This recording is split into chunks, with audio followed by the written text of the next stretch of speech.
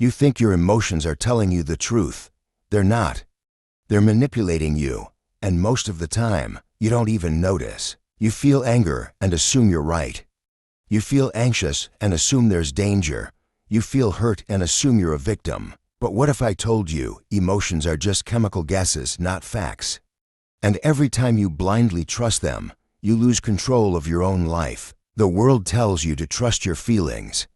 Stoicism says, question them first or be ruled by them forever. If you're tired of emotions running your life, you're not broken. You're just trapped in a system no one taught you how to escape. Until now. Modern psychology confirms what the Stoics taught thousands of years ago. Emotions are reactions to your interpretation of reality, not reality itself. In other words, emotions aren't enemies. They're just terrible leaders. And once you understand that, you can finally stop obeying every panic, every anger spike, every moment of self-doubt like it's some divine signal. Here's the difference that changes everything. You don't control your first emotional reaction, but you absolutely control your second thought. Here's how you take your mind back. Catch the first emotional hit. Feel it without judgment. Label it. This is anger. This is fear. Naming it already weakens its grip.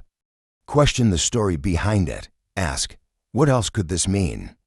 Is this emotion lying to me? Is it exaggerating? Decide your response like a strategist, not a victim. You don't have to feel good to choose wisely. Reframe the situation. Stoics practiced something called cognitive distancing. Today's psychologists call it cognitive reappraisal. Different labels, same superpower. You change your emotional reaction by changing the meaning you assign. The goal isn't to feel nothing.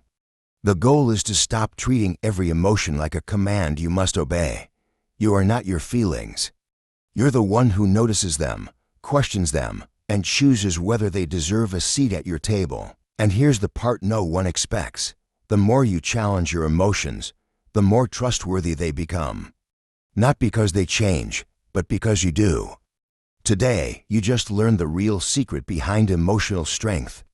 It's not suppression, it's strategy. Most people will live and die obeying every emotional impulse like a puppet. You won't. You're building the one freedom Stoics and psychology both agree is non-negotiable. Self-command. And if you think this was powerful, wait until you see what happens when you start mastering your perception itself. That's next. Hit that subscribe if you're serious about building the mind they can't break.